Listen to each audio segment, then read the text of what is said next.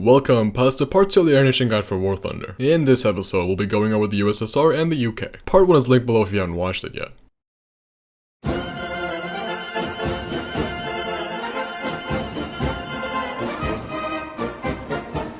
The Soviet Union is one of the most popular nations in the game. They have some of the most infamous aircraft such as the Yak-9, LA-5, and the IL-2. With some of the best jets in the game as well, it's no surprise that they're a popular choice. Should you start playing them though? Let's find out. The Soviet air tree is divided into 5 lines, that being 3 separate fighter lines, a strike aircraft line, and a bomber line. The Soviets don't have many interceptors or heavy fighters, instead making up for it with an abundance of light fighters. Tier 1 is similar to all the other nations, nimble but slow planes that don't pack much firepower. Tier 2 has some more interesting planes however. You'll start to see the first Yaks and MiGs, which features the infamous 20mm Strat cannon. A good burst of these will take down any enemy in sight, however, your ammo is very limited. For beginners, this might be an issue, since spraying and praying will not be an option. As for their general flight performances, they're similar to most of your enemies. The Yaks generally have good turn rates, the MiGs have decent climb rates, and the Lags feature some notable engines and energy performances. These are all mainly medium altitude fighters, so going too high will negatively affect your flight performance. Moving on to the strike aircraft line, you'll find the Yak-2 Cab, the PE-3, and the infamous IL-2s. The Yak-2 can be a UFO if used properly. It's got a very respectable rate of climb and turn rate. As for the PE-3, it can be played as both interception or ground support, as it features some good engines and decent agility. The IL-2s, on the other hand, are real purpose-built ground attackers. These planes are heavy, well-armed, and quite durable. While their engines might not be very powerful, they are surprisingly agile, although sustained dogfights are definitely not advised, as you bleed energy quite fast. They feature some decent cannons and payload options, making them excellent close air support planes. And lastly, we have the bombers. Soviet bombers are an interesting bunch. Their defensive turrets aren't very powerful, but some of them feature offensive turrets and some surprising flight performances. On one side, you have planes like the IL-4 and the DB-3B. These are heavy and slow bombers that should be used at high altitude, and engaging with the enemy should be avoided at all costs. On the other hand, you also have planes like the AR-2 and the PE-2. These planes are more akin to strike aircraft. They have some good turn rates, decent engines, and sometimes even offensive weapons. These types of Soviet bombers are better for close air support instead of high altitude bombing. Moving on to Tiers 3 and 4, you'll find the best props the Red Air Force has to offer. To start it off, we have the Yak line. Keeping up with their decent turn rates, these planes are excellent low-altitude fighters. The Yak-9T and the Yak-9K feature some very heavy-hitting weapons, namely 37 and 45mm cannons. Aiming them can be tricky, but if you manage to hit even a single shot, the enemy will go up like fireworks. The Yak-3s and the Yak-9U by comparison are more traditional fighters. Featuring a 20mm and 250 cals, these planes improve on the already good maneuverability. Both their engines are very powerful, giving these models some decent top speeds and acceleration. Again though, high altitude fighting is not advised, as your flight performance will drop the higher you go. Stick below 3 or 4 kilometers and you can dogfight any enemy that approaches you. Keep in mind though, your ammo is very limited, so try not to go too trigger happy. Moving over to the I line, you'll find a more niche playstyle. The I-185s are quite comparable to the Focke-Wulfs. They got a great roll and climb rate, but lacking in the agility department. While they do feature slats, they're not able to outturn most opponents. Booming and zooming is the way to go, and with the multiple 20mm on the nose, this shouldn't be a problem. The I-225 though is the complete opposite. It's got good energy retention, climb rate, as well as firepower, and it can reliably fight at high altitudes, which is pretty much unheard of in Soviet props. All these factors combined makes the I-225 a great interceptor or a decent fighter. As for the LA line, you'll find the LA-5Fs, the LA-7s, and the LA-9. The LA-5Fs have some great low altitude performance with their powerful M82 engines. They also feature great energy retention and maneuverability, which means they can be great energy fighters. Much like the I-185s, the LA-5Fs feature slats, which improve their low speed maneuverability. The LA-7 improves on the already great LA-5F, with better aerodynamics that improves agility. The second variant, namely the LA-7 B-20, only has one difference when compared to the LA-7, the cannons. This model has 3 B-20S cannons instead of the 2 Shraks, which gives it some more firepower at the cost of more ammo usage. And as for the LA-9, it's pretty much a completely different aircraft. Although it can't turn as well as the previous models, the LA-9 boasts significant improvements in energy performance. Booming and zooming or interception is the way to go with this thing, and with its 4 23mm cannons, you can wipe out anything you come across. Moving on to the strike aircraft line, you'll find some iconic ground supporters. All these planes feature defensive turrets which can be a massive help against enemies on your tail. The PE-3 can carry an impressive payload for a ground striker with a maximum of 700 kilograms of bombs. As for the IL-2s, they improve on the previous variants. The IL-2-37 doesn't have much in terms of ordnance, but it does feature 2 37mm anti-tank cannons. If used from a high angle, it can take out vital components of enemy tanks. As for the IL-2M, it focuses more on payload. With a wide choice of bombs and rockets along with the dual 23mm cannons, it can be a devastating ground attack attacker if used properly. You should keep an eye out for enemy anti-air fighters though, as you're pretty much just target practice if you're caught unprepared. The SU-6s are similar to the IL-237, featuring the same 37mm anti-tank cannons. They also have the option to carry 6 100kg bombs, and if they're used smartly, they can wipe out a good number of enemy tanks. The IL-10 is a bit less impressive when it comes to ordnance, only being able to carry up to 200kg worth of bombs and a couple of rockets. It uses the same 23mm cannons found on the IL-2s, and while they are good, it might be difficult to deal significant damage at this battle rating. For ground battles, I'd recommend one of the SU-6s, but you might find some luck with the IL-10 as well. As for the bomber line, you'll get an interesting lineup. Much like before, you can split the bombers into two groups, strategic and tactical bombing. The UR-2s and the PE-8 are high-altitude strategic bombers. These planes carry a very respectable payload, up to 4 and 5 tons of bombs, which is more than enough to take care of a couple of bases. Their defensive weapons get better with each plane, with 7.62s on the earlier planes and 20mm cannons on the later models. You can also use these planes in ground battles to cause some serious destruction to the enemy team, and the occasional friendly fire incidents can be written off as acceptable casualties. The Tu-2S and the later models of the Peshka are more suited for ground striking. Both planes feature offensive weapons, so once you drop your bombs, you can use them as interceptors or heavy fighters. You can choose to either bring them out in ground or air battles, and they'll perform well in both situations. Moving up to rank 5, you'll find the early Soviet jets. Starting it off with the Yak line, you'll find the Yak-15, the Yak-23, and the Yak-30. To be honest, the first two planes in this line are pretty mediocre. Once fully upgraded, they can have some decent maneuverability, but they're some of the worst planes of this tier when they're stock. Combined with the fact that they have very little ammo, it's best to skip over to the Yak-30. It has a powerful engine, decent maneuverability, and a good climb rate. It's sort of like a MiG-15 light, so if you're trying to get to the VTOL aircraft, this plane will probably be the best choice. Up next, we have the MiG line. These planes are some of the most iconic and powerful jets at this tier. First up though is the MiG-9. This little thing is surprisingly fast, being able to go to 1,000 km an hour before ripping its wings. It also has some strong armament, but that's where the pros end though. For the cons, the acceleration is pretty subpar, the turn rate is terrible, and the climb rate leaves much to be desired. The best course of action with the MiG-9 is to side climb and hunt bombers. Things get much better with the MiG-15 and MiG-17 though. These two planes are some of the best jets with their battle ratings, featuring some very good acceleration, a high rate of climb, a pretty good turn rate, and top-notch energy retention. Aiming the guns can be tricky, as the 23 and 37mm have their own ballistics, so try and get close to your target and spray a short burst. Dogfighting and boom zooming are great choices. Moving on to the LA line, you'll find the SU-9, the LA-200, and the LA-15. I'm gonna be honest, these three are some of the weakest planes in the entire tech tree. Unlike its premium counterpart, the SU-9 suffers from poor engine power. The LA-200 can be an okay plane if used as an interceptor, but for anything else, it's outclassed in every aspect. The LA-15 is the only good plane of the bunch, featuring a similar flight performance to the Yak-30. The wings on this plane are pretty weak though, they can be ripped off by a small burst of an enemy cannon or just by simply flying straight. It's got decent acceleration and energy retention though, so if used carefully, it can be a decent dogfighter. As for the strike aircraft line, you get a very strong plane, the IL-28. The main playstyle with this thing is to get in, drop your payload, and get out. Its engines are quite powerful, allowing it to outrun most early jets. It also has a powerful defensive turret which can take care of enemies on your tail. The IL-28SH variant features a bigger variety in payload, including rockets, incendiary bombs, and even gun pods. These two planes can be used in both air or ground battles, but watch out for air-to-air missiles or enemy anti-air. And lastly, we have the bomber line. You'll find the Tu-4 and the Tu-14T. The Tu-4 is one of the most infamous bombers in the game. Being an improved version of the V-29, it carries 23mm defensive cannons and a massive payload, that being up to 12 tons of bombs. A single Tu-4 can take out every base in an air battle, but it's also a massive target. Any enemy flying around you will definitely try and score a kill, and if they have some powerful weapons, you'll be ripped to shreds. Much like its American counterpart, the repair cost for this thing is through the roof, so handle it with care. That being said though, if you get a good match, you can easily win the battle for your team. As for the Tu-14T, it's pretty much a worse version of the IL-28. It's slower, it has less maneuverability, and its payload is the same. It does feature a torpedo though, so unless you're going against naval targets, the IL-28s are a much better choice. And now for rank 6. Here you'll find some of the more advanced planes in the Soviet air tree. Starting it off with the Yak line, you'll find the Yak-38M and the Yak-141. Much like the Harrier, the Yak-38 has a very high rate of climb, allowing it to stay above most enemies in battle. However, it's also quite slow and not very agile. Mach 1 is pretty much its top speed, and it bleeds energy like crazy. That being said though, it's got R-60s and a pretty good number of payload options, which makes it a versatile aircraft for both air or ground battles. The Yak-141 however is a much more competent aircraft. Similar to other VTOL planes, this thing has some impressive acceleration. It packs much better missiles and almost double the top speed of the 38, but its flight performance is still mediocre. Avoid dogfights and stick to long range engagements and you should be good to go.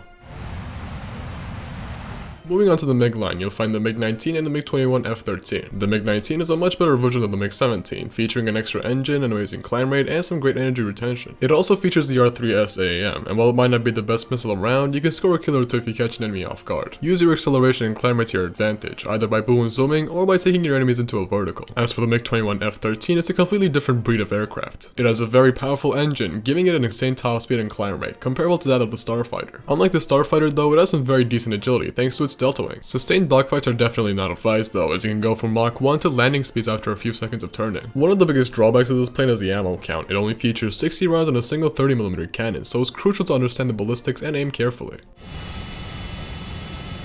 Next up is the LA line, which turns into the SU line. The SU-7Bs are quite fast, boasting great acceleration and climb rates as well. Their 30mm cannons are devastating, being able to take out both air or ground targets with ease. Along with this, they also have a variety of payload options, including bombs, rockets, and missiles along with ballistic computers. They are pretty large planes though, and their maneuverability is also subpar. They also lack countermeasures, so you definitely need to use them carefully. Overall though, these two planes are some very competent strike aircraft.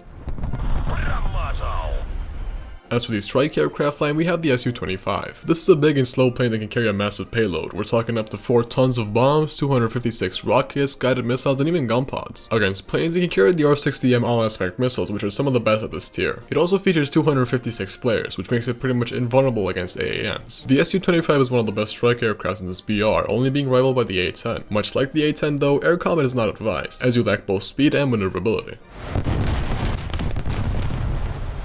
And lastly in the bomber line, you'll find the Yak-28B. This rather strange looking bomber has some extremely powerful engines. The acceleration and top speed of this thing is seriously impressive, so much so that it can rip its own wings in a straight line. It can also carry a decent payload of a single 3-ton bomb, and it also features countermeasures. It has pretty much no agility to speak of though, so try and outrun your enemies instead of turn fighting.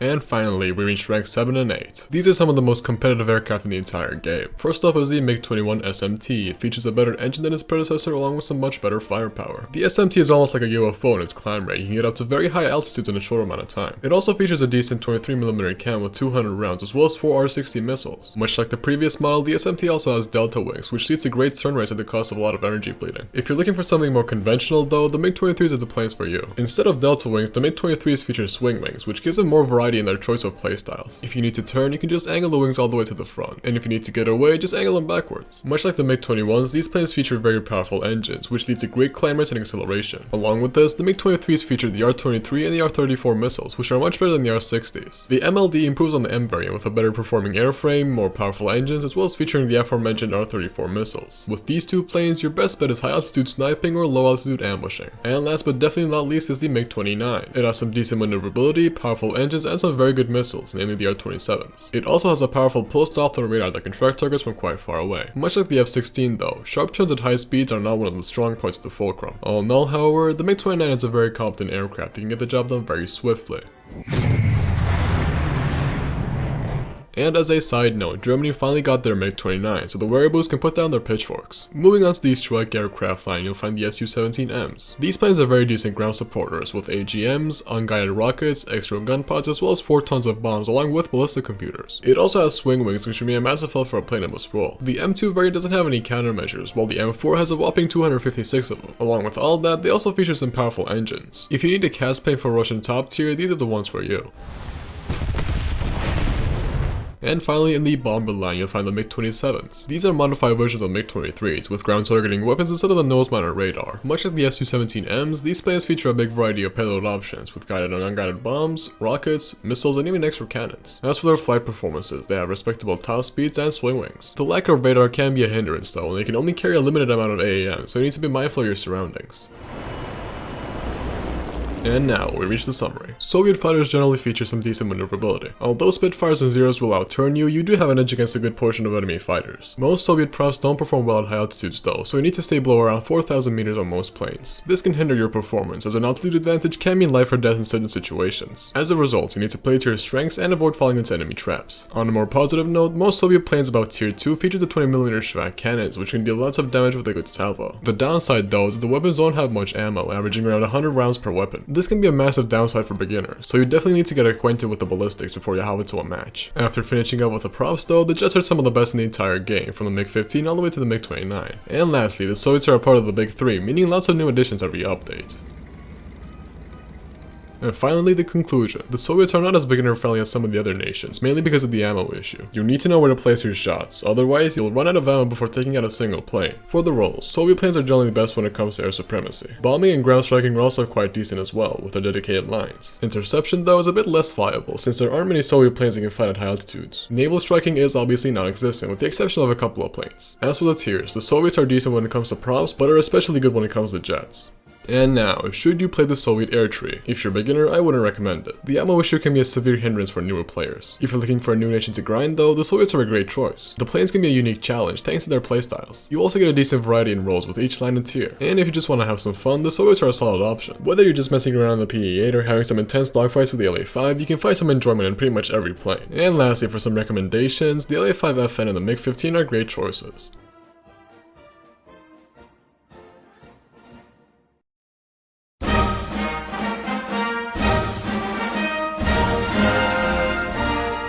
The British Air Force has been in the game since day one. Much like their ground tree, the British have a much more defensive playstyle, as that's what they were doing for the majority of World War II. Their fighters have some of the best maneuverability in the entire game, with their Hurricanes, Spitfires, and many other such fighters. Their bombers are also top-notch, with big payloads and quite large airframes. The air tree is divided into 5 lines, with 2 fighter lines, a naval fighter line, a defensive fighter/heavy fighter line, and a bomber line. Tier 1 is unsurprisingly similar to other nations. Small biplanes with good mobility, but not good speed or firepower. Tier 2 is much more interesting though. Here you'll find the first Spitfires and Hurricanes. These planes are the beginnings of the fighter playstyle from the British. They have outstanding turn rates along with great climb rates. These earlier models also feature lots of 7.7 Browning machine guns. You will have to dump a lot of rounds into your enemy to deal significant enough damage to take them down. But thanks to your big ammo loads, this shouldn't be a problem. Much like Soviet fighters, these planes perform much better at a medium altitude, so stay below 4,500 meters and outturn anyone you face.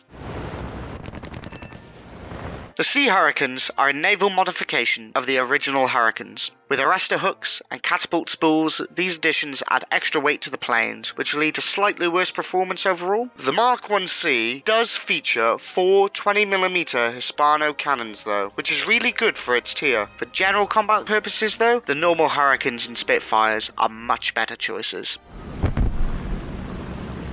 Moving on to the air defense fighter line, you'll find the bow fighters, these behemoths, are armed with 4 20mm Hispano cannons, with the Mark 10s also featuring 6 7.7s as well. If you can get an enemy in your sights, even with a small burst of firepower, you will completely obliterate the enemy airplane. They are heavy fighters for a reason though. Their turn rates are pretty atrocious, their climb rates are also very bad, but they do get an air spawn. If an enemy does get on your tail, you can use the defensive tail gunners to maybe get a pilot snipe. Overall, bow fires are a great interceptor and heavy fighter aircraft. As for bombers, you get some very solid choices. The Wellingtons and the Halifax can carry a massive payload. These iconic planes also carry a decent 50 caliber defensive turret, which can deal with most enemies at this tier. Unsurprisingly, they're extremely slow and not agile at all. If used properly, they can take care of multiple bases in an air battle. Moving up to tiers 3 and 4, you'll find some of the best fighters in the entire game. The Hurricanes evolve into the Typhoons and later the Tempests, which are really suited for booming and zooming. They feature worse turn rates than Spitfires, but they have more weapons as well as better energy performance. If dogfighting isn't your cup of tea, give these powerful aircraft a try. Moving on to the second fighter line, you'll find some of the most iconic planes of the Second World War. The Spitfires are notorious for their turn fighting capabilities, being rivaled only by the Japanese in that regard. Instead of only having machine guns, the tier 3 and 4 variants feature 20mm Hispanos as well, which can deal much more damage. The Tier 3 and the early Tier 4 Spitfires feature the Rolls-Royce Merlin engines, which does have its downsides. Their acceleration is not the best and their engines overheat pretty quickly. Float carburate failures are also something you should watch out for, as they can stop your engine from working if you pull too many negative Gs. The later Tier 4 variants address this issue with an upgraded Merlin engine and very powerful Griffin engines. These later models have very strong climb rates and acceleration, which can be incredibly useful against the other super props. They also swap out their 303s for 50 cals, which can deal some extra well-needed damage. Although, like most Soviet fighters, none of the Spitfires feature much ammo, being limited to around 100 to 200 rounds for the cannon at best. That being said, all the Spitfires have excellent dogfighting capabilities. They do really feature the whole 9 yards that you need. As for the naval fighter line, you'll find much more assault-based playstyles. All the planes in this line feature a great amount of firepower, with 20mm Hispanos and a handful of machine guns on each one. A couple of them can also be equipped with a payload, namely bombs and some very powerful rockets. All of these come at a high cost though, that being maneuverability and speed. The Firefly and Firebrand and the Sea Fury are big and heavy planes that are meant for ground and naval combat, and air combat should be avoided. The Sea Fires are a bit better, but due to their naval modifications, they perform worse than Spitfires. You might find some luck if you take these planes into ground or naval battles though. If light fighters aren't your cup of tea, you can find some unique planes in the air defense fighter line. This line features heavy fighters, light bombers, and even some strike aircraft. Most of them have 4 Hispano cannons along with machine guns on some of them. The heavier planes like the Beaufighter and the Brigand perform more like light bombers. With their poor maneuverability and low speed, intercepting actual bombers is advised, as you don't have much of a chance against most fighters. The Mosquito and Whirlwind, on the other hand, have very decent multi-role fighter capabilities with their surprising agility, strong firepower, and decent payload options. As for the Hornet, it's a proper heavy fighter. It's quite fast, got a great climb rate, and carries lots of great firepower, making it one of the best planes of its kind. And lastly is the bomber line. The British bombers are some of the most iconic and infamous in the entire game. Unlike the Soviets, these planes are all high altitude strategic bombers that can carry massive payloads. The Tier 3 Sterlings are limited to 9,000 pounds of bombs, while their Tier 4 Lancasters and the Lincoln and the Shackleton can carry up to 1,500. These beasts can wipe out every base in an air battle by themselves. And with proper fighter cover, they can single-handedly win an entire match for their team. The Sterlings and Lancasters only feature 7.7mm defensive turrets, while the Lincoln and Shackleton also have 50 cals and 20 mils. However, a common problem with British bombers is their lack of defensive turrets on the bottom, which can be a massive weak spot against enemy aircraft who are daring enough to climb towards you. And now we move on to Tier 5 with the early jets. Starting off with the first fighter line, you'll find the Vampire and Venom. These two planes are very maneuverable, being able to outturn almost all jets at this battle rating. Neither of them have the best energy retention though, so avoid sustained dogfights. These two planes are great support fighters. Up next are the Meteors, some of the most iconic jets of the British air tree. These planes have some powerful engines, giving them decent climb rates and acceleration. Their top speeds are also decent for their BRs. On top of this, they also feature good maneuverability and some strong armaments. Compression is a big issue on all of these models though, so avoid high-speed dogfights. Each new variant improves on the last, with better engines and better flight performance. Boom and zoom tactics are the way to go, so try to get some height and dive on unsuspecting enemies. Moving on to the naval aircraft line, you'll find some more variety. The Attacker is, unsurprisingly, an attacker. It has powerful weapons and decent climb rate, while lacking in acceleration. Turn fighting should be avoided, as most of your enemies outclass you in that aspect. The Seahawk, however, is slightly different. It features decent speed, turn rate and climb rate, which can lead to more varied playstyles. Like the attacker, though, it lacks decent acceleration, so you're going to have to maintain your speed. As for the Sea Venom, it's a modified version of the regular Venom, maintaining decent turn rate and energy retention. It also has high top speed, although much like the previous two, its acceleration is subpar. Unlike them though, the Sea Venom doesn't feature payload options, although it does feature search radar, which can be helpful while intercepting. While these three planes are decent at their roles, deviating from their niche isn't the best idea.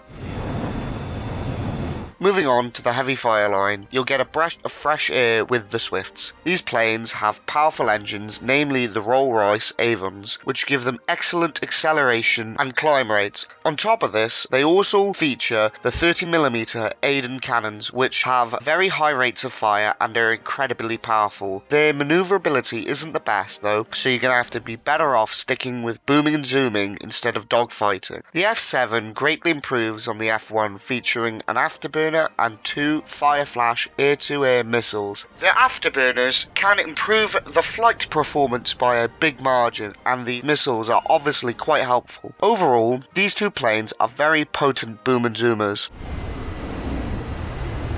And lastly, we have the Canberras. Much like their American counterparts, these jet bombers are meant for quick bombing runs. They have very powerful engines which let them get in and out of the battlefield extremely quickly. Also, they feature decent payloads which let them take out a base or two. If an enemy does get on your tail though, you're pretty much defenseless. So avoid enemy encounters and use your speed to your advantage.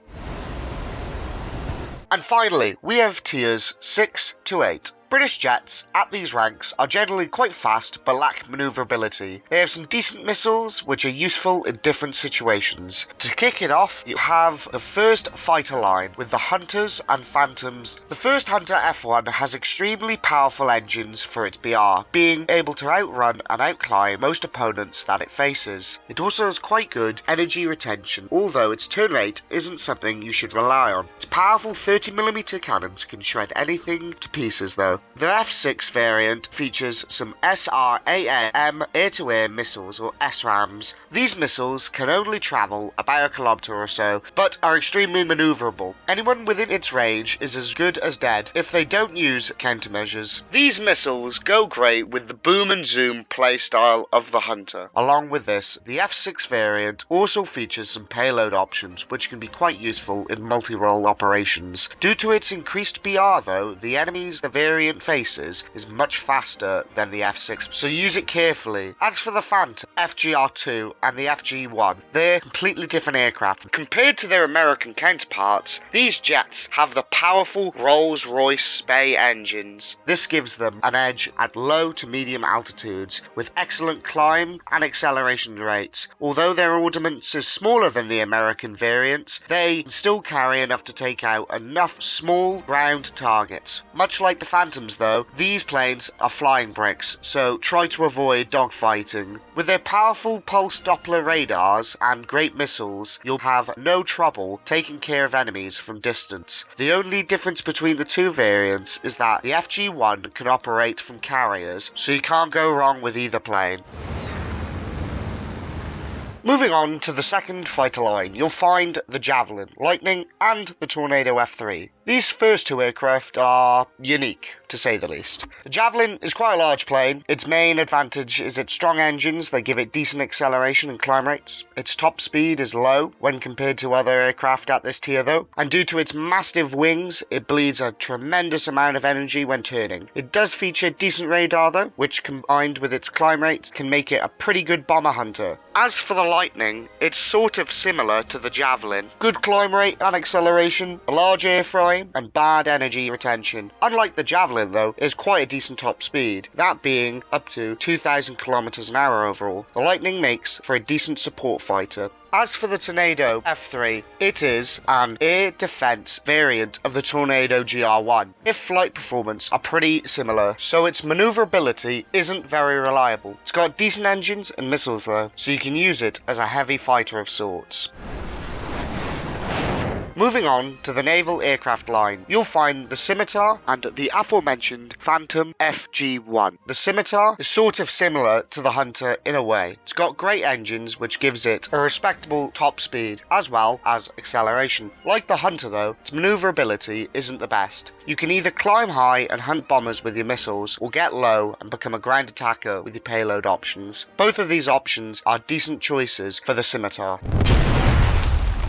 As for the strike aircraft line, you'll find Harriers and the Jaguars. These two planes can carry a large payload, which includes hundreds of rockets and up to 4,000 and 8,000 pounds of bombs, respectively. This is more than enough to take out 1 or 2 bases in an air battle. If you're more interested in the combat though, they will have you covered. The Tier 6 and Tier 7 planes can carry AIM-9G missiles, while the Harrier G7s can carry AIM-9Ls. As for their flight performance, they're quite unique. Much like the AV-8s, the Harriers have almost no maneuverability to speak of. They can, however, use their thrust vectoring to improve their agility at the cost of a lot of speed. The Harrier GR3 has no countermeasures, which can be a massive pain against all aspect missiles on the American premiums, so boom and zoom to stay out of enemy sights. As for the Jaguars, they are mainly focused on ground striking, making them support fighters in air combat. Although they have decent maneuverability, they are much slower than a lot of other aircrafts in their battle rating. They can use the aforementioned AIM-9Gs though, so you're not completely defenseless against other fighters.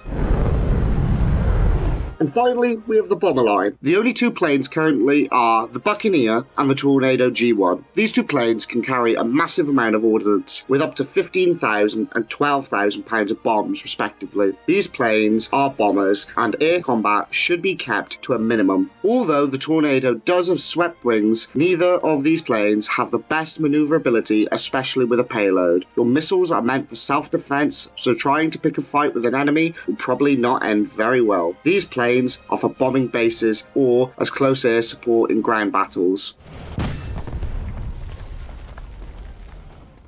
And now we reach the summary, starting with the pros and cons. Almost every British fighter has great maneuverability, only being rivaled by the Japanese in that regard. You can outturn most of your opponents with ease, provided you have some energy to work with. Britain also has some of the best bombers in the game, with massive payloads and decent defensive turrets, especially at higher tiers. Watch out for the repair costs, though. Almost all fighters above Tier 2 also feature the infamous 20mm Hispano cannons, which can be quite destructive when they're upgraded. That also brings us to the downsides. When the Hispanos aren't upgraded, they can be quite unreliable and inaccurate. On top of this, your 303s are not very powerful. Combined with the fact that the Hispanos don't have much ammo, you'll have to go back to base and rearm quite a lot if you spray and pay.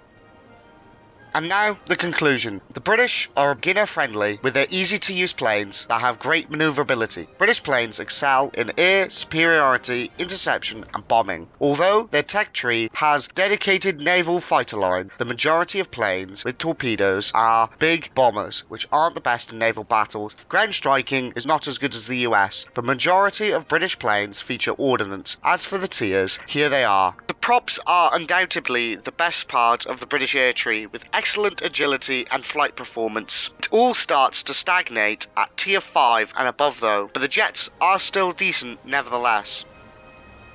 And at last, should you play the British air tree? If you're a beginner, it's a great choice. As previously mentioned, the planes are quite easy to learn and are effective. If you're looking for a new nation to grind, the Royal Air Force is one of the best choices out there. The Spitfires, some of the most fun planes in the game, and other aircraft such as the Mosquito and Lancaster are quite enjoyable for a nice relaxing playtime as well. And if you're looking to have some fun, the answer's obvious. Lastly, you should be looking for recommendations. SK suggests the Spitfire Mark 9 and the Griffin Spitfires. However, myself, Dennis Methuen, I recommend you go for the nice Nimrod to start off with. It was the best plane I started off with. Now I recommend the Spitfire Tropics, in which are very nice ones to play around with and are very chilled out.